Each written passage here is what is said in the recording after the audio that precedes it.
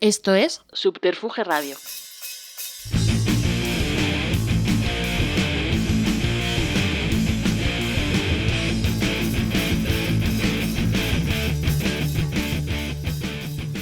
Bienvenidas y bienvenidos a Simpatía por la Industria Musical, el podcast donde apenas suena música, pero es de música de todo lo que se habla, en emisión directa desde el estudio Alfonso Santisteban de la calle Almirante y bajo palio digital de Subterfuge Radio. Nuestra invitada de hoy es una de las ejecutivas más influyentes y respetadas del negocio musical a ambos lados del Atlántico. Orgullo, pues, de la industria de aquí, aporta más de 3 décadas de experiencia. Ha estado en el centro de algunas de las campañas, decisiones y transformaciones claves en la industria contemporánea. Desde las majors clásicas hasta el ecosistema digital y el mercado latino global, su trayectoria conecta creatividad, estrategia y poder real. Ha trabajado en España, Reino Unido y Estados Unidos, liderando equipos, desarrollando artistas y redefiniendo cómo se construyen carreras internacionales. Pero esta conversación no va solo de éxito y de cifras, va de liderazgo, de toma de decisiones, de industria desde dentro y de lo que significa ser mujer en un sector históricamente masculinizado. Hoy hablamos de marketing, de mercado, de desigualdad, de visión y de futuro. Una charla desde la experiencia, sin eslóganes y con los pies en la realidad. Un placer de los buenos recibir, por fin, hoy en esta nueva entrega de Simpatía por la Industria Musical, en el estudio Alfonso Santisteban de la calle Almirante, a la palabra y el testimonio de Celia Carrillo. Bienvenida, Celia. Muchas gracias, Carlos, que yo también tenía ganas de venir, ¿eh? Sí, ya lo sé. Sí, pero siempre hemos hablado y el estar fuera era complicado. Además, bueno, me hace muchísima ilusión que estés aquí, porque hacerlo por Zoom, que era al final la única opción que se podía hacer con tu estancia en Estados Unidos, así que nada, es un placer, o sea, sabes que se te quiere, se te respeta y es un placerazo tenerte aquí. Y lo que digo, lo recalco, un orgullo para la gente de la industria española, pues alguien que empezó aquí haya alcanzado esas cotas. Así que nada, bienvenida. Gracias. Bueno, lo dicho, llevas más de 30 años en la industria musical. ¿Recuerdas el momento en que entendiste que esto iba a ser algo más que un trabajo? Yo creo que lo entendí llegando en el metro y luego andando por la Avenida de los Madroños, entrando en la primera entrevista que hice en BMG Ariola entonces. La mítica Avenida de los Madroños. La mítica Avenida de los Madroños. Según entraba, pensaba que ese era mi trabajo y que iba a ser mi trabajo toda la vida. Sí. ¿Y qué fue esa entrevista? Esa entrevista fue para asistente de internacional. Me llamó Sonia Tercero. Sí. Y de una forma súper casual, porque yo no había estudiado marketing, bueno, no había marketing entonces, y había estudiado hasta tercero de Derecho, que entonces era un grado, o sea, no terminé la carrera, y había estudiado al mismo tiempo Secretariado Internacional en un colegio que había en la calle Velázquez, en el Mary Ward, que era un colegio irlandés, Y ahí Sonia y otras personas iban a la bolsa de trabajo buscando a alguien que hablara inglés. Así que la única razón por la que a mí me contrataron es porque hablaba inglés, porque no tenía ninguna preparación, no tenía currículum, claro, acababa de estudiar y fue por hablar inglés. Y creo que porque en la entrevista que hice el primer día, que fue con Raúl López y luego 5 minutos con José Mateos, creo que les quedó súper claro que era una apasionada por la música. O sea, que ya venía, ¿no? Ya había una carga musical. Por supuesto, ¿no? Yo era una fanática de YouTube entonces. ¿Y cómo definirías esa industria que cuando llegaste y qué tipo de carácter exigía sobrevivir en ella? La resistencia. Total. Yo diría ser muy resistente y no desenfocarte de lo que quieres. Entonces, la pasión, la diversión. Para mí, lo que más me llamaba la atención era, yo me lo pasaba genial trabajando. Me lo pasaba mejor trabajando que el día que por lo que fuera no había trabajo. Me lo pasaba mejor en el trabajo que en mis vacaciones. Eso es lo que yo sentía cuando empecé a trabajar. Qué bueno. Entonces yo creo que la definición de aquellos tiempos tiene que ver también con la juventud, con que todo lo vives con muchísima más pasión y que yo me sentía todo el día de fiesta, una privilegiada. Total. Y formas parte de esa industria que era tan trashumante, ¿no? Que al final era un clásico, ¿no? Gente que empezaba en una compañía, luego iba a otra y tal. Sí. En esos momentos de tomar esas decisiones de cambio, ¿crees que si haces una evaluación a día de hoy, ¿esas decisiones que tomaste han sido buenas? Yo creo que sí, ¿no? De la perspectiva del crecimiento permanente que has tenido en tu carrera. ¿Cómo afrontabas esas decisiones cuando de repente, seguramente cuando fuiste a Avenida de los Madroños, dijiste esto va a ser mi casa toda el tal, y de repente, bueno, pues ves no solamente lo que te pasa a ti, ¿no? Sino alrededor, ¿no? Que la gente se movía de una manera natural, ¿no? Sí, la verdad que al principio yo efectivamente lo veía como algo natural. El día que yo entré en BMG Ariola, vi que si yo seguía trabajando lo que me gustaba, yo iba a acabar en la industria de la música en el puesto más alto que hubiese.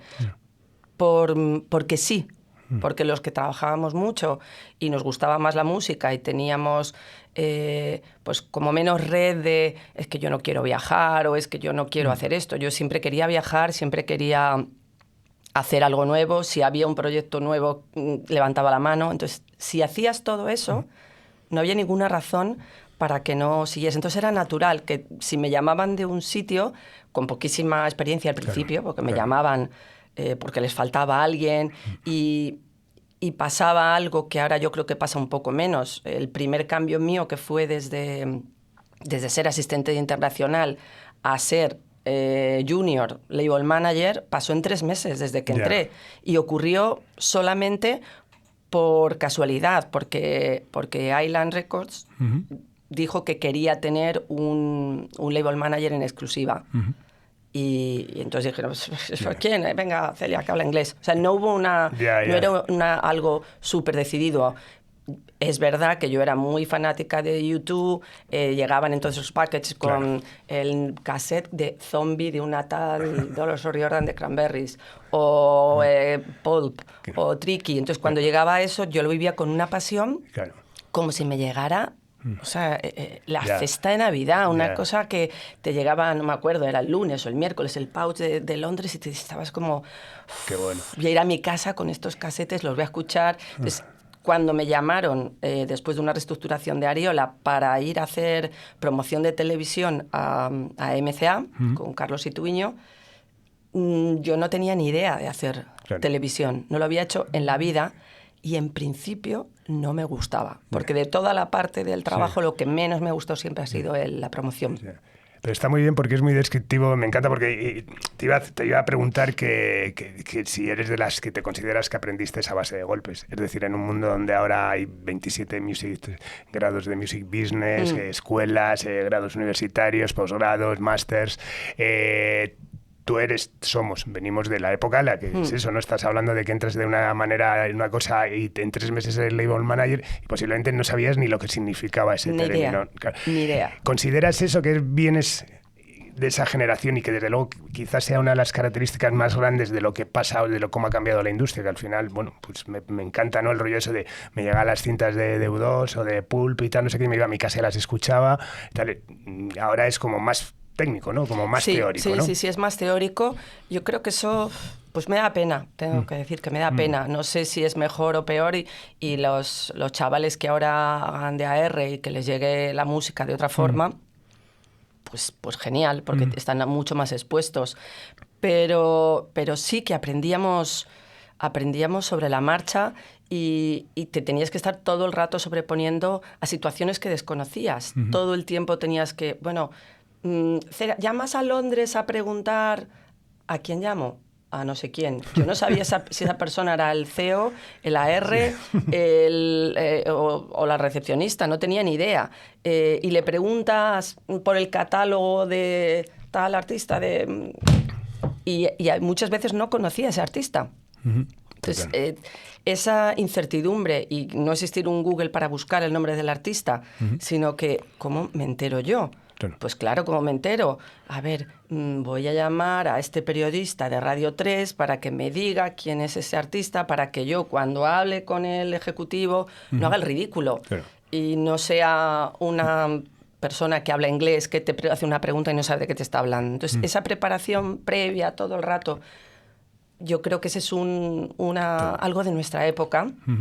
Que teníamos, pues si ahora la gente lo mira en los buscadores, en el data, y yo también. Yo ahora uso eso todo el tiempo, pero entonces requería mucho, eran manualidades. Claro. Eran montones de llamadas, echarle cara, llamar a gente que desconocías. Pues para hacer televisión, yo me sentaba delante de la televisión, entonces en casa de una tía mía, porque yo en el apartamento que compartía con amigas no teníamos tele.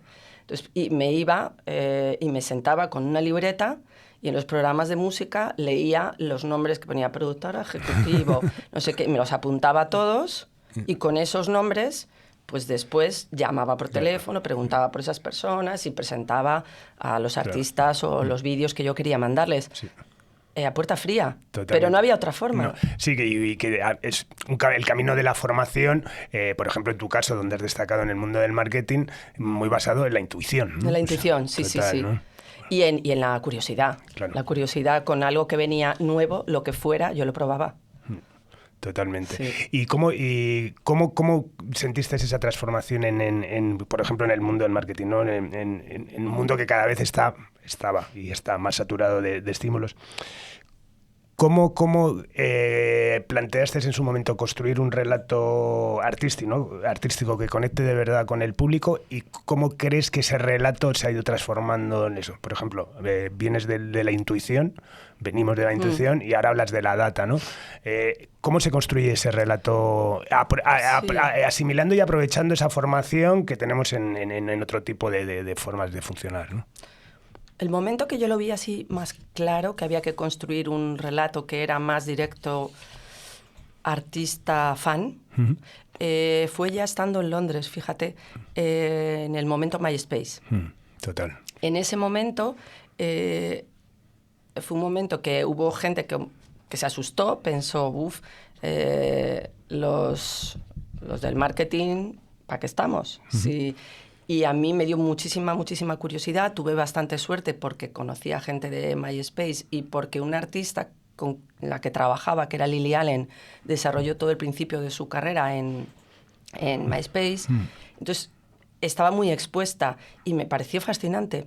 Entonces, de ahí intentar encontrar esa narrativa artista-fan tiene un espacio para la gente que trabajábamos en los sellos. Y tú lo verías igual. Total. El artista no está ahí para estar contando su historia todo el rato a cada fan, pero si tú eres capaz de escuchar y capaz de entender qué es lo que el fan quiere, qué es lo que el artista da, y hacer como una guía, un blueprint y un briefing de ese trabajo, facilitas a todo el mundo que tenga que trabajar ese proyecto, cómo trabajarlo en el mundo entero. Para que ese mensaje que un artista tiene en su casa, en su momento de artístico, de creación, sea capaz de trascender y pueda trascender puro. Total. Como el artista lo quiere. Entonces, ese momento de intuición yo lo vi muy claro. Es decir, ahí ese es el espacio, el del fan artista, cómo ayudar a que esos mensajes trasciendan. Sí, bueno, y a nivel estructural decías eso, ¿no? ¿Qué pintan ahora los de marketing? Pues también lo podías aplicar qué pintan comunicación. Al final se rompen esa industria que estaba tan estancada, ¿no? En que los niveles estancos de marketing, comunicación, promoción, tal, no sé qué, de alguna manera empieza a transformarse y a fusionarse un poco lo que es se todo. Mezcla todo. Yo nunca lo imaginaba así. Y claro, como yo tampoco había estudiado marketing, sino lo estudié después y hice muchos cursos después, pero era más bien, yo estudiaba técnicas, cosas que no sabía, cómo se hacen estas campañas, o ha salido esto nuevo en Google, pero no era... No, y aparte es que los cambios no fueron como un día para otro y dices, no, ha cambiado todo y las formas de ser. Ahora volvemos a este mundo actual donde hay tanta formación, porque hay tanto escrito, ¿no?, sobre lo que ha pasado, ¿no? También al final es eso, es el momento MySpace y todo eso que me parece muy significativo. Es cuando yo creo que se empieza a cambiar una cosa importante, ¿no?, que es que las carreras, ya no se empiezan a trabajar carreras a largo plazo, que era lo que la industria en el fondo buscaba, sino que se hace más cortoplacista, ¿no? Sí. Trabajar el éxito actual y bueno, pues ahora el eso y bueno, con todo lo que ha cambiado ahora, este tipo de alimentación constante que tienes que dar al fan de material, ¿no? Pero esa perspectiva que había antes de, bueno, vamos a hacer este disco casi pensando en lo de los siguientes discos, ¿no? Sí. Bueno, todavía Yo creo que todavía algunos artistas lo hacen. Ya, sí. Y algunos sellos lo hacéis. Sí. No todo el mundo. Sí. Sí, bueno, y al final eso, como viniendo de esa industria también, cuando se hablaba de eso, ¿no? Que sacabas 10 discos, 9 no funcionabas, uno funcionaba, ese tipo de cosas que me acuerdo que algún alto directivo de multinacional me dijo más de una vez, ¿no? ¿Qué errores crees ver repetirse una y otra vez cuando se intenta forzar el éxito de un artista?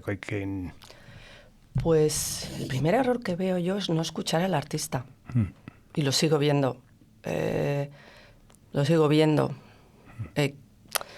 Si tú les escuchas bien y les entiendes bien, al final trabajamos para los artistas. Pero si tú intentas llevarles por un camino que no es el natural de su arte, creo que el 90% de las veces es una equivocación. Otra cosa son productos. Hay productos de marketing musicales. Y eso pues tiene su espacio en el mundo y está bien como entretenimiento. Pero la música que perdura, yo sí que creo, de cualquier estilo, pop, alternativa, da igual.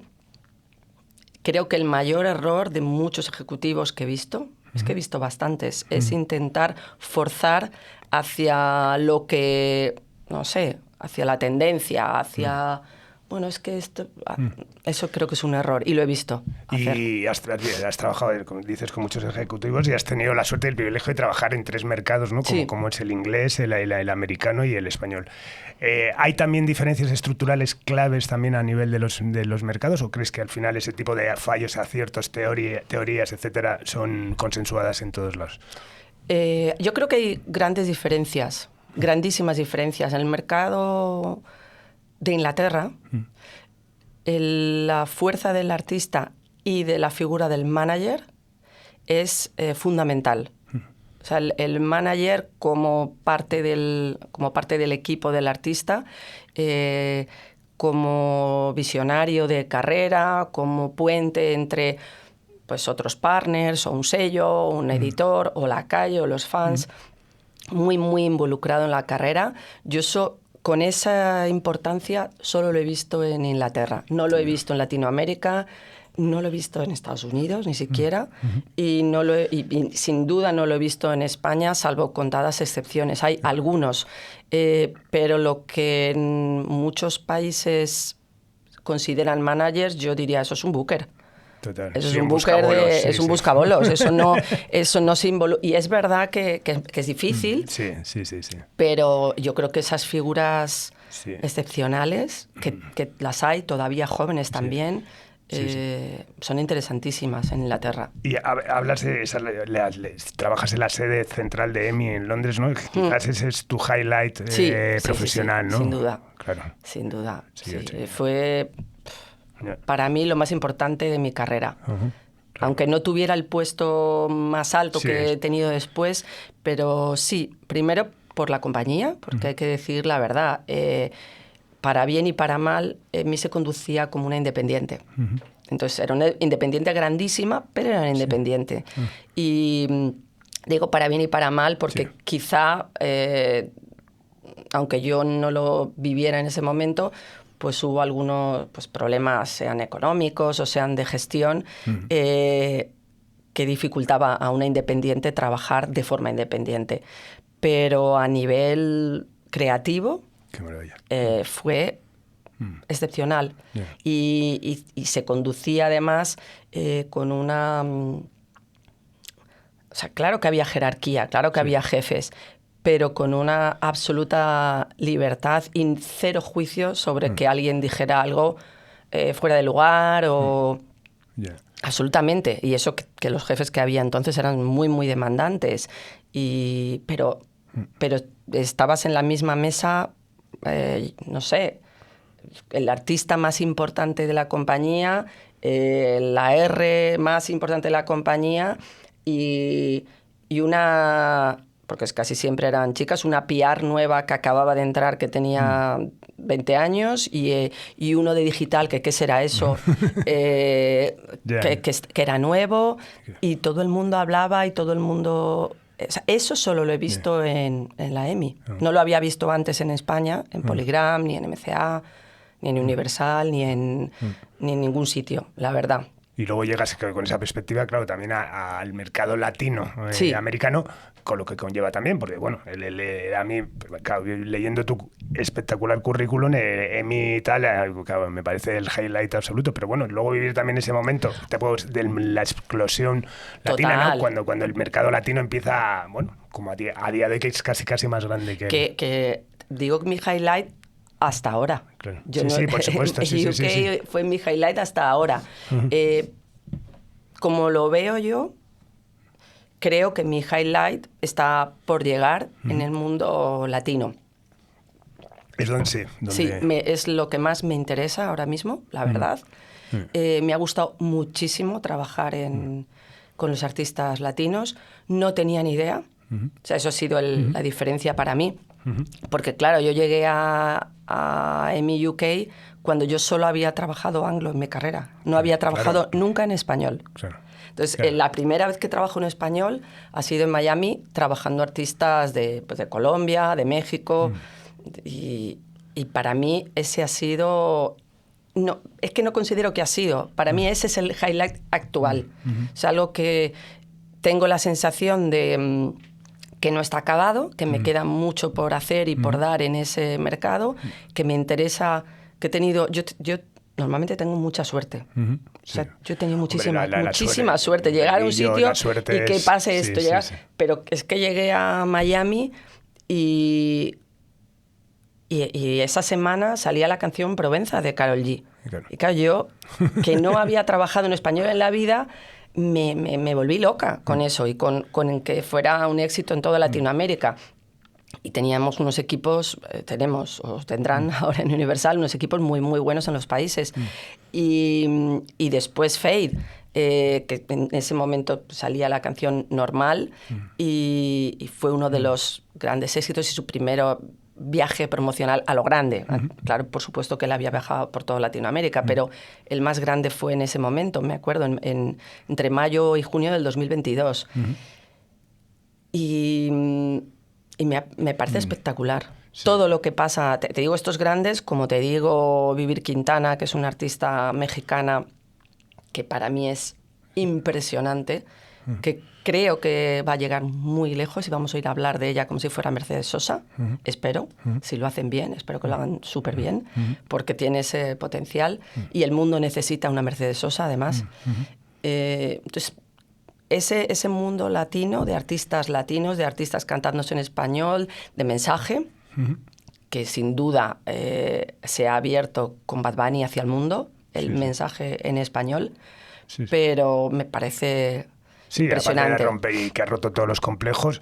Bueno, hablamos de Bad Bunny, pero acabamos de vivir aquí recientemente, ¿no? Bueno, encima algo Rosalía, pero Rosalía, es que mis amigas de belgas, que no hablan ni una palabra de español, me llaman, porque si no sé qué, si Rosalía... como que creo que es un mensaje que le hace falta al mundo. Sí. Y me encanta haber participado y creo que estoy en ello ahora. ¿Y crees que España es una buena trinchera para afrontar... es una votante totalmente, habiendo vivido lo que acabamos de vivir con Rosalía hasta que lo es. Yo creo que por supuesto lo es, pero los españoles ejecutivos, no todos, tienen que cambiar. Claro, tienen que cambiar, no las personas, tienen que cambiar la perspectiva y su modo de acercarse a los países de Latinoamérica como si Latinoamérica fuera un país. Nadie viene a Europa, vienen a España, a Francia, a Alemania. Y cuando los españoles van a Latinoamérica también tienen que distinguir muy bien entre países y tienen que trabajar mucho y tienen que construir carreras a más largo plazo. Totalmente. Y Rosalía lo está haciendo perfecto. Tiene un discazo, por supuesto. Sí. Pero ha construido una carrera alucinante. Yo ahora veo unos cuantos artistas que sí creo que lo están haciendo bien. Totalmente. Y por supuesto. Y bueno, y siempre los puestos que has tenido y que tienes así, que son ya de puestos relevantes, ¿cómo gestionas el poder sin perder criterio ni humanidad? Me gusta mucho liderar. O sea, hay gente que le gusta y gente que no. A mí me encanta. Pero muchas veces, ya sabes, también es una industria donde también muchas veces el liderazgo se ha confundido con, ¿no? Con mandar. Exacto, No, con la imposición. mandar, no sé si me gusta o no. Me gusta que no se note que mando. Yeah. Me gusta que no se note. Me gusta mucho liderar, me gusta muchísimo entrenar a equipos. Me gusta hablar con los equipos de todo, revisar y hablar individualmente con cada persona del equipo y también buscar muchos espacios comunes con los equipos. Me gusta que entre ellos crear momentos de alianzas entre la gente de los equipos. En todas las compañías donde he trabajado me han pedido que hiciera de coach, siempre. En EMI, de un programa que había de jóvenes ejecutivos, y me encantó, porque la mayoría no los conocía. En Live Nation también, de mujeres, de We Nation.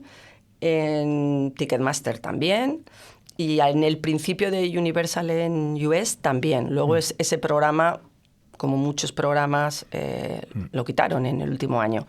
Pero en los 2 primeros años que estuve, sí, eso me gustaba muchísimo. ¿Crees que es algo importante que la industria haya roto esa barrera y que destaque, o sea, como personas como tú, que apuesten más por un buen equipo que frente al ejecutivo estrella que vivíamos antes, ¿sabes? Siempre ese ejecutivo, ese AR estrella, tal, el fomentar equipos y liderarlos, ¿no? Bueno, yo creo que el liderazgo ha cambiado, sin duda. Los líderes de hoy, y yo siempre he conocido líderes al estilo que te cuento. Un líder a ese estilo para mí ha sido Manolo Díaz.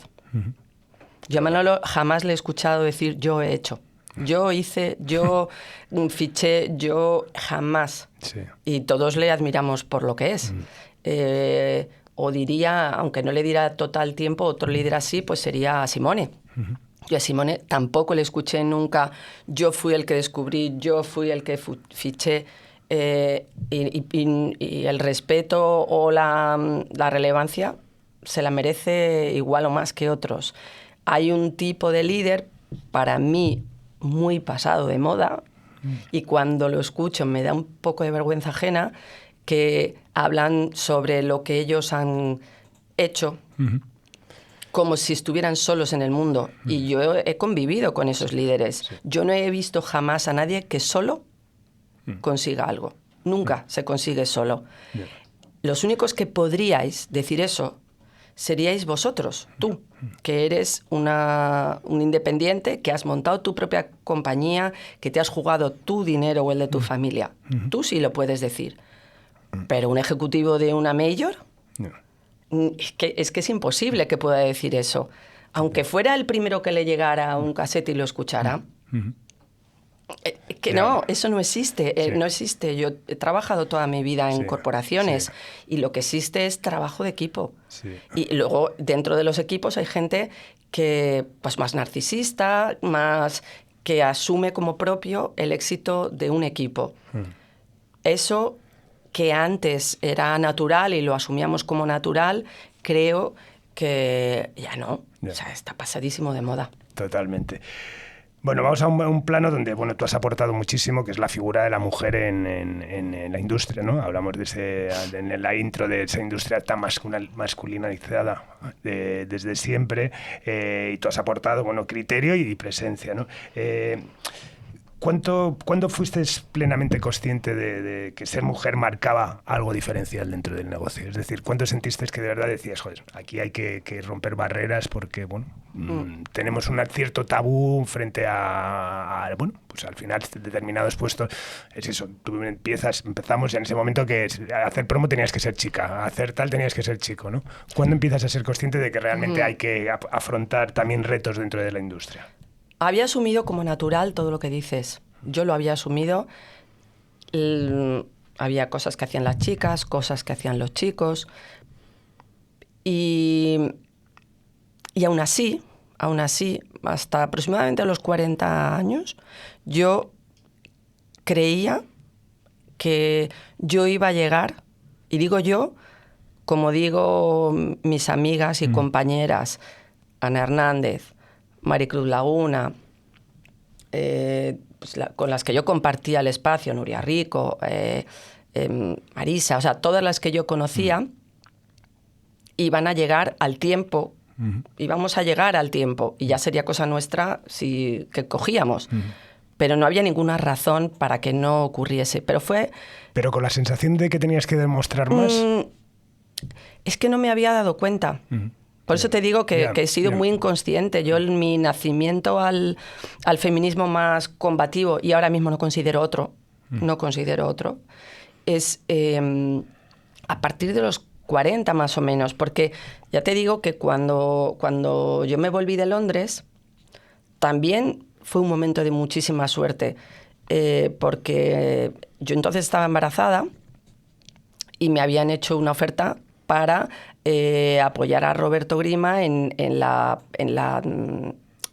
no apertura de Live Nation en Madrid, que ya estaba abierto, sino en hacer una oficina para Live Nation Madrid con Roberto Grima. Y a él se lo conté, le dije, que claro, que sí, que voy, pero es que estoy embarazada. Y él me miró con una cara súper normal y me dijo, ¿y entonces qué hacemos? Pero vas a trabajar, ¿no? Y digo, hombre, claro, lo que te estoy es avisando. Me dice, tú con que me prometas que después de parir vas a venir, todo bien. O sea, y me contrató antes de que yo llegara a Madrid y estando yo embarazada de 3 meses o 4. O sea, esa parte. Por eso te digo que yo fui muy tarde consciente. Yo en Londres no lo percibí y si ahora analizo, la Celia que ha vivido todo, por supuesto que lo tenía que haber percibido antes. Pero yo no lo percibí. Y en aquellas, que me acuerdo que había como 2 o 3 vacantes que empezaba a haber para Indie, en compañías, yo creía que estaba segura que me iban a llamar. Luego no me cogerían, o si me cogerían, porque dije, ahora que le he dicho que sí a Roberto, pero bueno, como estoy embarazada, pero cuando me llamen, a ver qué, porque mirando a mi carrera, como yo siempre me hago listas, yo decía, a ver, yo tengo más estudios, yo hablo inglés, yo he trabajado en Global Marketing, yo he vivido 7 años en Londres, yo no he... he ido siempre a mejor. ¿Por qué? No me van a llamar. Y no me llamó nadie. Nadie me llamó. Nadie. Para ninguna entrevista, para nada. Ahí fue el primer despertar, que me quedé como un poquito como sorprendida, pero bueno, pues nada, pero mi carrera seguía. Y justo al empezar en Live Nation, sí que lo recuerdo como algo que me despertó en una gira que Alvarito tendría, yo qué sé, 6 meses o chiquitito. Y Marisa Márquez tiene trillizos y que tendrían sus niños, a lo mejor, no lo sé, 3 o 4 años más, no me acuerdo la edad. Y la otra, la que era directora de ticketing, también un niño de no sé cuántos. Entonces estábamos de gira y uno que ni me acuerdo, pero era alguien que no era muy importante en la gira, alguien de producción, que le conocíamos de toda la vida, pero no era, o sea, no tenía ningún cargo ni nada. Se acercó a las 3 y nos dijo que, bueno, ¿y vosotras cómo os apañáis para esta gira tan larga de no sé quién? Yo ahí me entró ira, muchísima ira, porque esa persona tenía 2 hijos pequeños. Le dije yo, ¿y cómo te apañas tú? O sea, todos nos apañamos porque hay que apañarse, pero... Entonces, eso fue un resorte. Y a partir de ahí fue cuando empecé a hablar con compañeras y claro, así empezamos. Porque esa es un poco pero fue el resorte. El resorte fue más en el live, porque bueno. en los labels, que es exactamente igual, es más disimulado. Sí. Es mucho más disimulado. Te crees que sí, pero en realidad, si miras así, no aquí, en Estados Unidos, en Inglaterra, en Alemania, ¿cuántas mujeres líderes hay en la industria? Claro, eso te iba a decir. Entonces, en realidad era igual. Claro, que hay muchas barreras de formas machistas que creo que se han vencido, entre otras cosas, no solamente aplicado a la industria musical, en muchas cosas, la conciliación familiar, esas cosas, pero hay determinadas cosas que todavía siguen ahí. Yo, por ejemplo, estoy en el comité de ProMusicae desde hace años y nunca entra una mujer. No coincide con Lidia, con que Lidia fue anterior, pero desde entonces nunca entra. Bueno, no, miento, ahora mismo está Olga en representación claro, de Universal, ¿no? Pero bueno, ¿crees que todavía hay muchas cosas Pero muchísimas.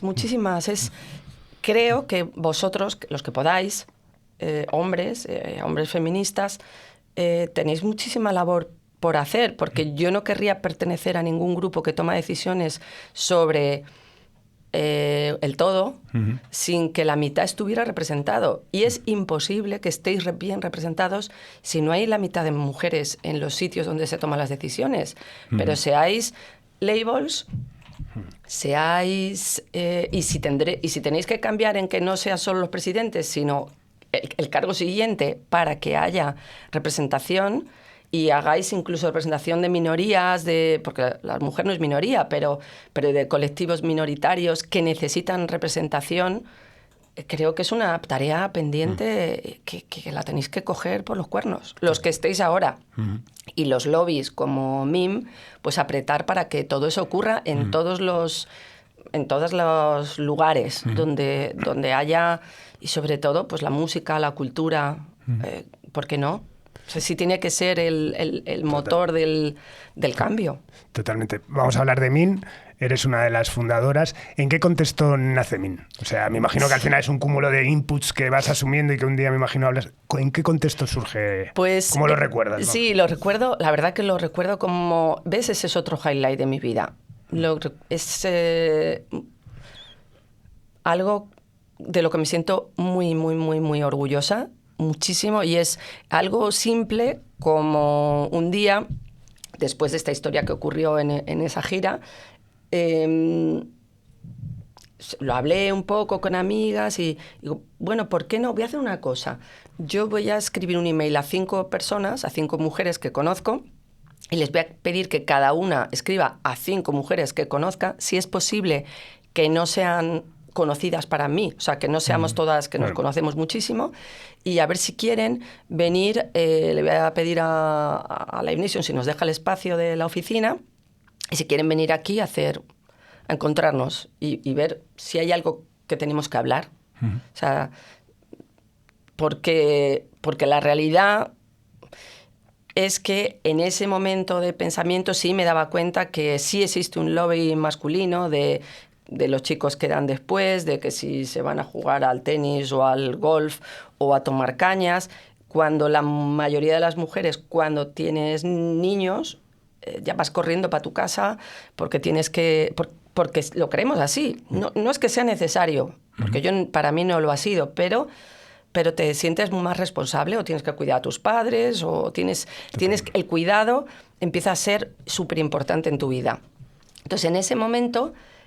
vinieron, yo creo que yo conocía a 10 personas de las que vinieron allí, al resto no las conocía. Ahora son mejores amigas todas. Claro, qué guay. Y en ese momento dijimos, vamos a hacer un exorcismo.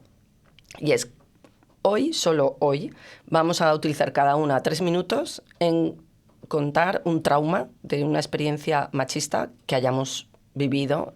Y así se hizo. Todas lo hicimos. Y nos quedamos tan a gusto y luego nos fuimos a tomar unas cañas. Entonces, a partir de ahí, cuando Almudena Heredero era la directora del Primavera Pro, nos cedió también un espacio para hablar de mujeres en la industria en el Primavera. Si esto ocurrió, no me acuerdo, yo diría que febrero o algo así, y en junio...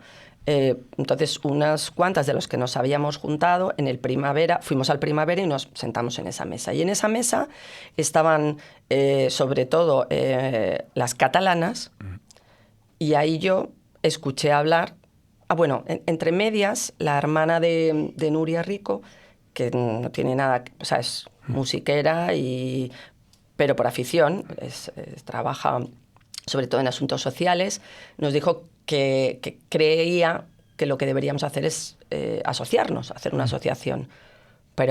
Y yo, vamos a hacer una asociación, ni idea, ¿y para qué? ¿Y cómo? Pero nos sentamos en esa mesa en el Primavera Pro y yo escuché hablar a Carmen Zapata. La escuché hablar y cuando acabó la reunión ya me pegué a ella como una lapa. Y le dije, hola, Carmen, no me conoces, yo me llamo Celia. Tú tienes que ayudarnos.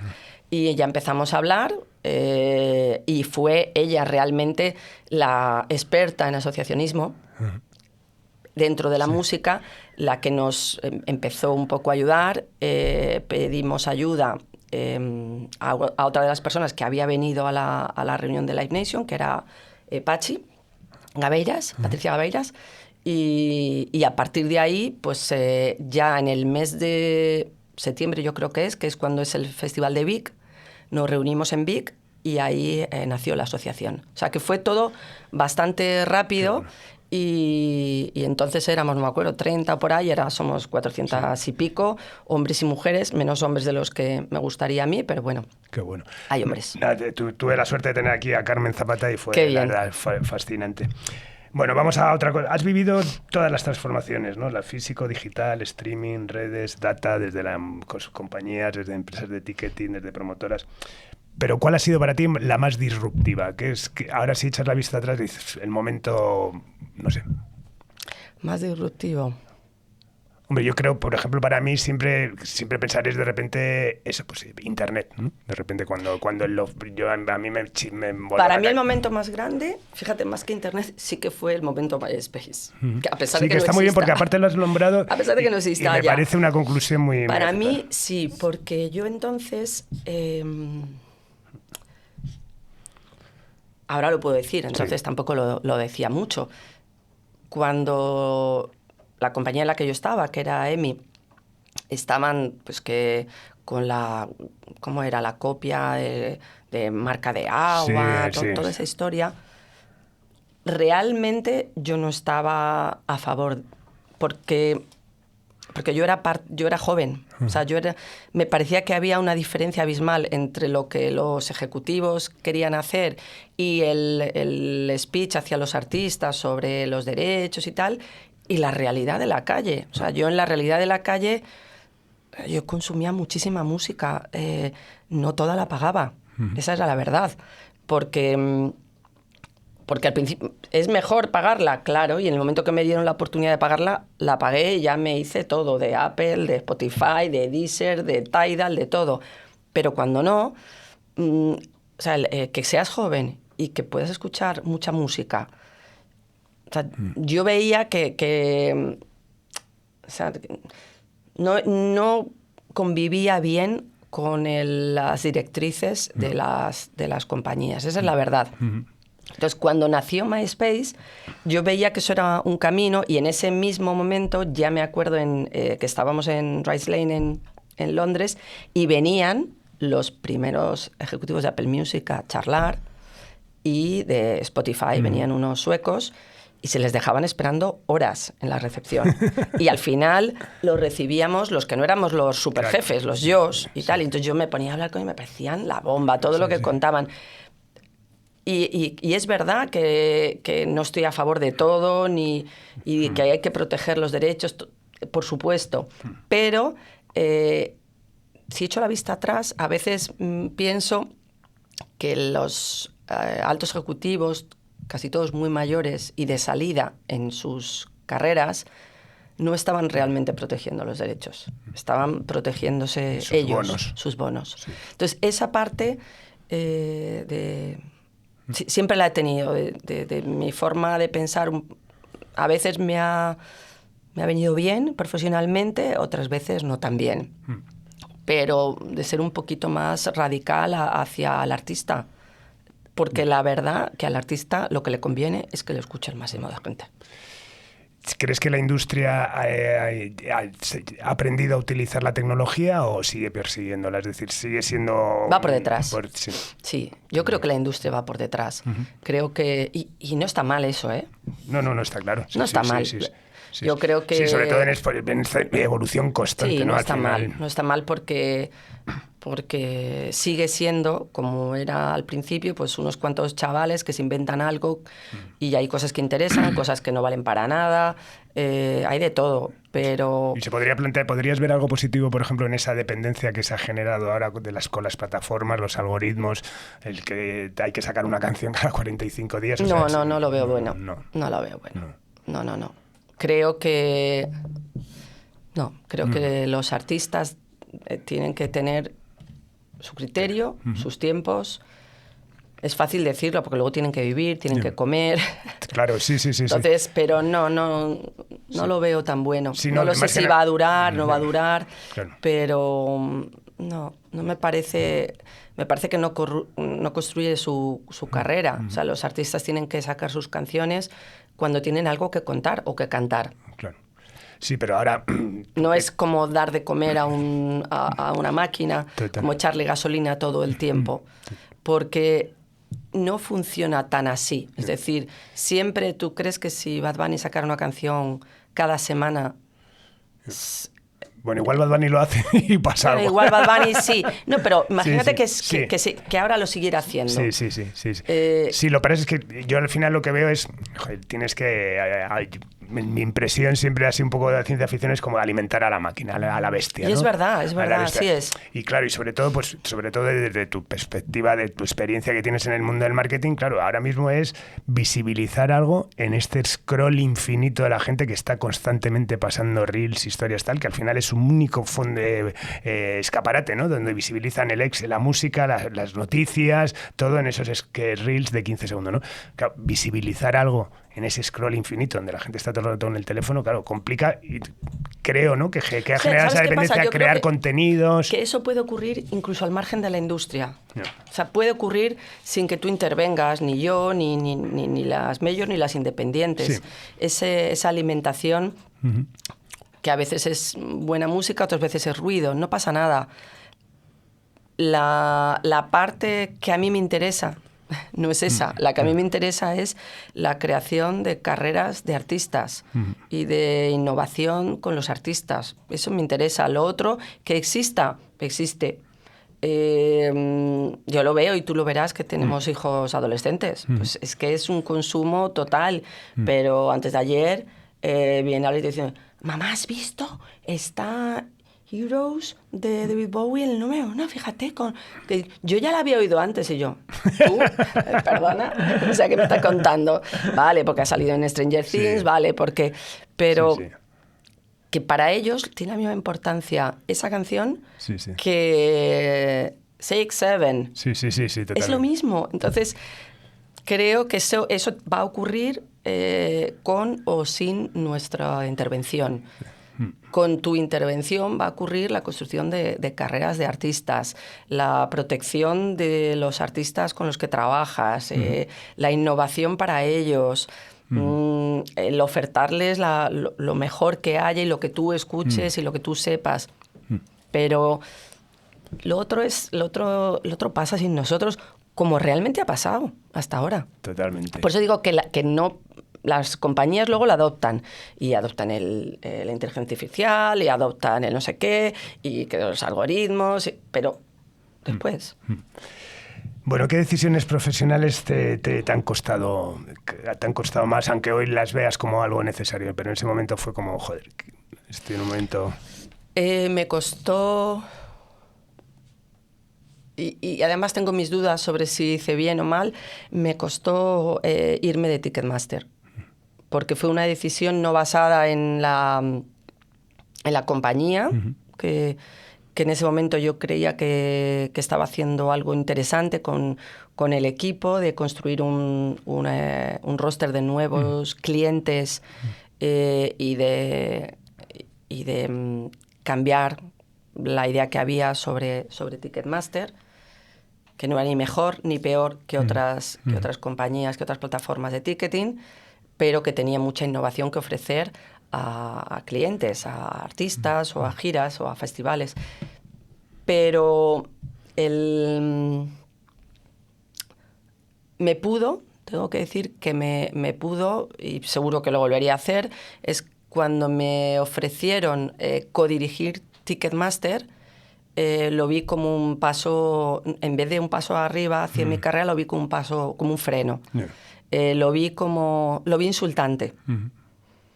Quizá debería haber jugado mejor porque Ticketmaster me gusta.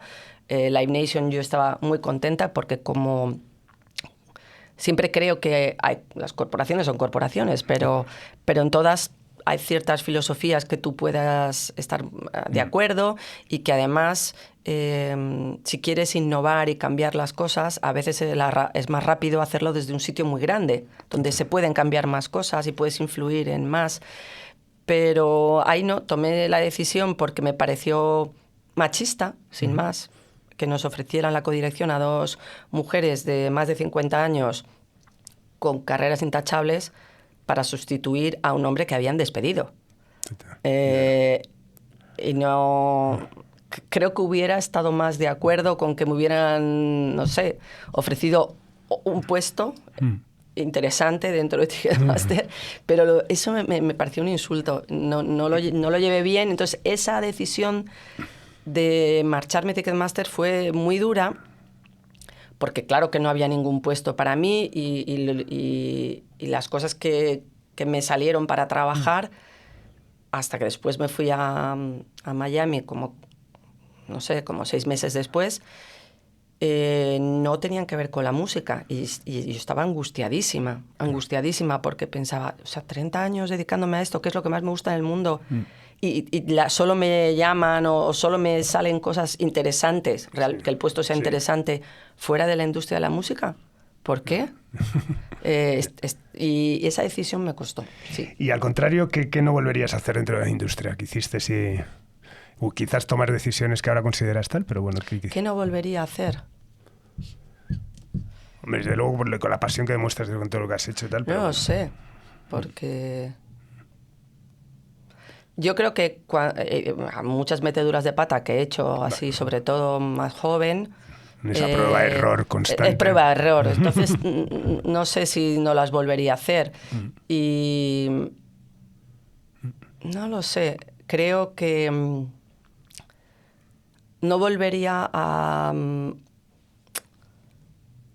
no levantar la voz ante conductas injustas. Y lo he hecho. Lo he hecho de joven y lo he hecho de más mayor. Entonces, eso me ha costado no dormir o convivir mal conmigo misma. O sea, cuando he visto una conducta injusta, sea de machista o sea injusta hacia un compañero. Porque cuando ha sido hacia mí, sí que he saltado rápidamente. No me he callado y no es que me haya ido bien o mal, claro. Pero bueno, el caso es que uno a sí mismo se defiende. Pero a veces no. Creo que no he sido suficientemente justa y eso no me ha gustado de mí. O sea, ver en una reunión o alguien tener un comportamiento insultante o injusto con alguien, y en ese momento ahora pienso, me debería haber levantado, haber contestado, no haberla dejado pasar. Porque el mundo es como es porque las dejamos pasar. Las dejamos pasar muchas veces y eso no puede ser. Totalmente. ¿En qué capítulo estamos empezando a escribir ahora, Celia? Pues... Confesable. Confesable, no, confesable todo. No lo sé, Carlos, no lo sé. Quiero seguir dedicándome a la música, sin ninguna duda. Tengo mis miedos sobre el autoempleo, porque nunca he trabajado como tú, aunque posiblemente sea el paso siguiente, sea el autoempleo. Y me gustaría seguir trabajando en la estrategia global de carreras de artistas españoles y latinos. Esa parte es como lo que te digo, el capítulo para mí no está terminado. Le queda mucho a ese capítulo. Los otros capítulos sí que considero que, bueno, yo di todo lo que yo sabía, todo lo que yo podía, y el mundo cambió, cerró la EMI, vale. Yo no quería codirigir, vale, pero cambié de pe a pa. La compañía, cuando yo llegué, estaba en un sitio y cuando me fui estaba en otro. Y fue el mérito de un equipazo que había, no sé ahora mismo quién estará, pero igual, que sigue siendo bueno, en Ticketmaster. De un equipazo que sabían de digital, que a mí me enseñaron muchísimo marketing.